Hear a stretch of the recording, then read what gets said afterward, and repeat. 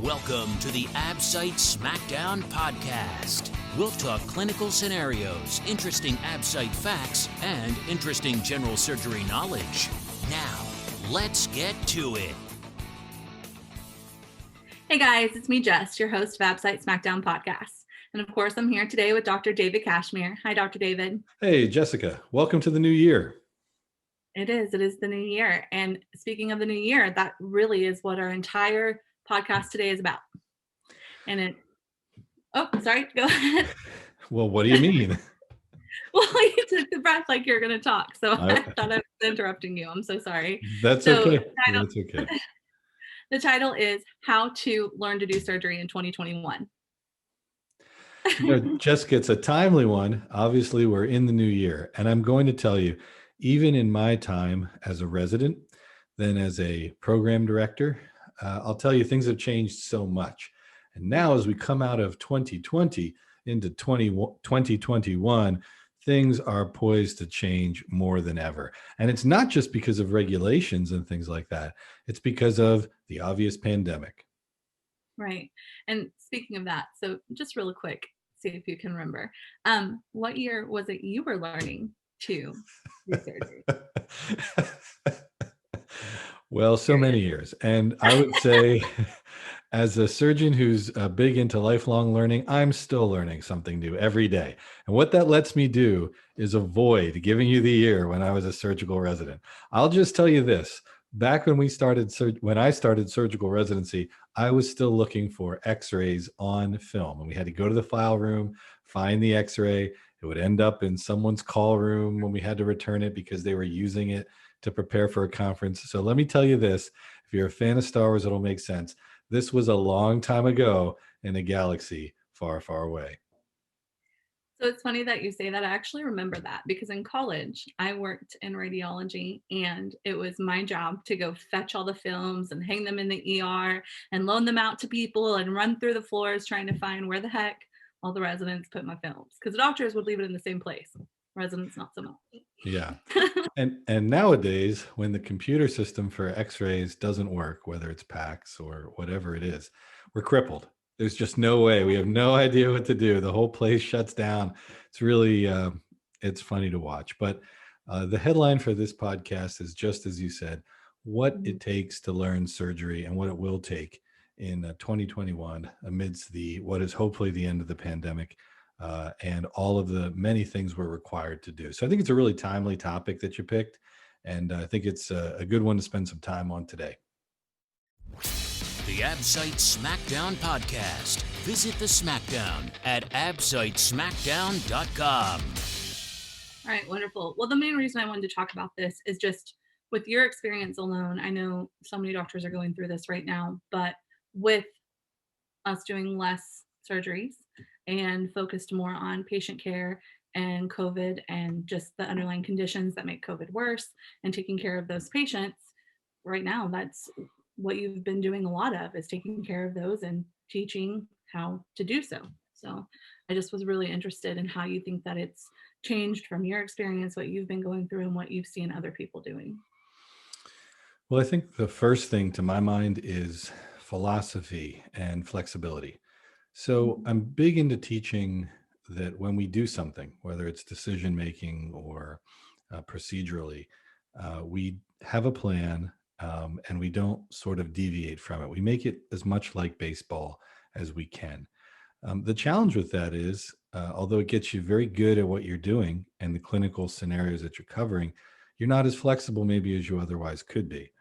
And one thing this pandemic has done is reshuffled a lot of the surgical decision-making around things like tracheostomy for COVID patients and other things. We didn't really have a pathway until COVID came for who gets a tracheostomy of these long-term ventilated patients who have COVID. It reshuffled the deck.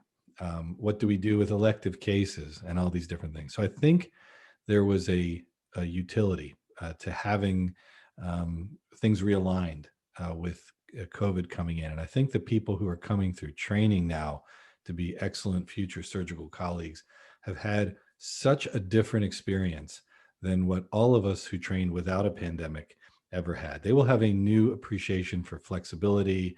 I don't just throw the word resilience around, but they'll have a feel for what it takes to be resilient in a crisis that is really bigger than sort of all of us, not just something with a patient who's right in front of you. So I think philosophically, I think the philosophy of trainees who come through, or their approach, in part will be a little different because they've lived through this. So I think that's really interesting.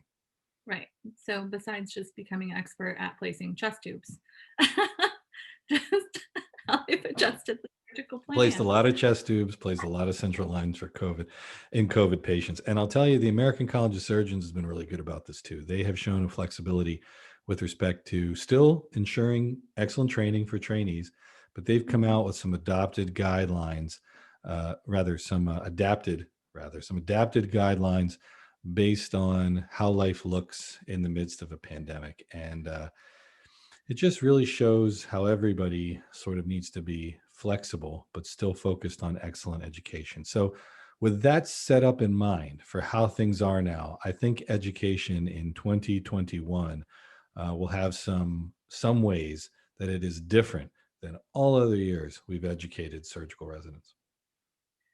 So do you have an idea already, or is it something that you're still working on how you're going to change your approach to being a director, being a teacher for the next generation of surgeons? Or is that still something that's just evolving as you go daily? Um, a lot of my generic approach. Now, I've worked with surgical residents across the country in both the program I started and others. Right. In general, I try to look at them as colleagues, try to help them. And it's like a coaching style. Try to help them become lifelong learners and give them the basics, and then have them want to be lifelong learners and then contribute back to our field. That's what I try to kind of educate or coach into people. In that respect, it's going to be the same. We teach about quality and what excellence looks like, and all those different things that I think will remain the same. But the big change to my mind is how I leverage things like online tools and education. A lot of the studies about how people do on the ABSite, for example, deal with things like conference attendance as a marker for or predictor for how well they'll do, or how Right. many questions they'll do. But I think this has shown, and there's been some evidence from multiple residencies now, that we can do a lot of the didactic portion in a flexible way for our residency that's asymmetric, meaning somebody can watch the course at this time, someone can watch it at this time. SCORE curriculum, the Surgical Council on Resident Education, has a great online resource that almost every residency uses. That's still going to continue to be great. And I think residencies have now proven that they can create their own content for their learners, for their residents, that doesn't always require them to be together in a group for the Okay. didactic, lecture part. I think that's going to be more and more in 2021. The AbSite Smackdown podcast is based on the best-selling review book, AbSite Smackdown, the only AbSite review with an entire video review course included. Visit absitesmackdown.com and pick it up today. I mean, lectures moving to online, conferences moving to online, just that day. Can't talk today. The adoption of technology and what we can do with it really is just lifting everybody up in how they learn and what they do. And so, I mean, I thought today you might want to talk a little bit about our next step in conference and, adapting that mindset. So, Sure. Well, I mean, it goes without saying that AbSite Smackdown with you all has always been designed as sort of a community of learners, and most of the content's free. But the part that we do need support for, and we do have to have, paid for, is the review book and the video review course, for hosting fees and all the different things it takes to make it. So with that respect, when COVID hit, you guys and we were all in the right place at the right time because we saw that coming. And our vision was always to have an AbSite course and text that everybody could access, that didn't require travel and that was cheaper. So that worked really well. And like you said, the next part is to have start to have our live conference to push more interaction, to encourage people to get their questions answered in real time instead of email like we do now, and to have it be more of a problem solving workshop for questions and give and take than what it's allowed for with how we have the video review course now. And I'm looking forward to it. So bottom line is, yeah, 2021 is going to have a monthly review and coaching sessions, which is going to be super fun. We're already doing it informally. And then a yearly conference is going to start up. It looks like you guys have laid out in 2021, which will be great, be very problem solving focused to try to help people raise their scores. So I think you guys have your fingers on the pulse of, what's required nowadays post pandemic. I'm really excited to be a part of it. It's going to be fun. And the online tools to do it are really pretty cool. Yeah, 2021, everything that we have planned, everything we have laid out, it's just going to grow and get bigger. Not only having you, my favorite co-host, but we'll be having a lot of the other contributors and authors on to talk about their specialty, to be able to ask questions. The monthly conferences, the yearly conference is just going to grow and grow. You won't have to see my face all the time. We'll be having other doctors on, so it's all really exciting. I'm looking forward to the outline for this year. I think it's going to be great. And although we're doing it's fun to talk about, we're kind of riding a bigger wave. I mean, in surgery, there comes a moment where you've got to do the procedure. And of course, nowadays with the robot, you can be somewhere else doing the procedure, but there comes a moment where the rubber hits the road in terms of the technical part.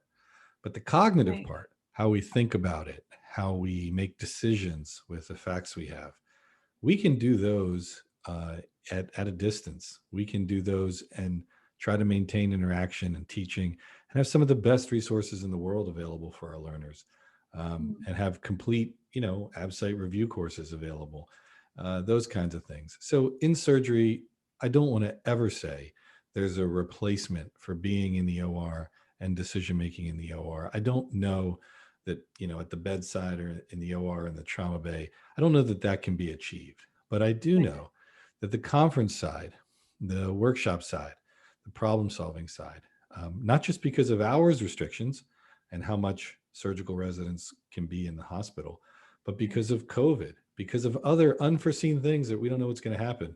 And now because the technology is there, we can achieve a lot more in a disseminated fashion at a distance than we ever could before. And I think 2021 is going to see more of that. There's been literature about it. Many, like I said, several residencies have published now on what they did during the pandemic to maintain their didactic portion. So one more thing, nighttime, surgical residents have to work at night. We take call and we work at night. And when we do that, it's really hard to maintain the didactic part of their residency. They may stay around for morning conferences in some residencies. That's hard on ours. They may watch score videos or something like that. But things like ABSITE Smackdown, things like other products out there allow people to have surgical education at night, on demand, at weird hours, listen when they're in their car. And that's where it's going. So it's fun to be part of that with you guys. I think it's going to be just more of it in 2021. 2021 will be the year of multitasking. I can feel it. Okay, well, Dr. David, again, thanks as always for being on here with me, just kind of going through everything, being the knowledgeable doctor that you are to contribute to these talks. And I'm super thankful. And again, I'm looking forward to everything that's coming up. Is there anything that you want to add before we close out today? Jessica, I think like you've really done most of it. I think what's coming in 2021 is really exciting, both on a personal level for where things are going with this and ABSITE Smackdown, for being able to coach residents across the country who have questions, and to do that with all of you and help them perform their best in the ABSITE. All that is great. And I think it's just been exciting. And 2021 is going to be more of the same in terms of bringing that excitement and content to everyone. So I'm really appreciative. I appreciate you guys letting me participate. I love teaching, and I've done it both in my program and across the country. And I'm telling you, these tools like the ones you're using are super important, whether the pandemic continues or in its wake. I agree. Every time we're talking about these things and moving forward, I just hear that level up song in my head. I might be the only one. Like, I can just hear it as we're doing things. So it makes me excited. So again, everybody, thanks for tuning in, and we'll see you soon. And remember, #AbsiteSmackdown.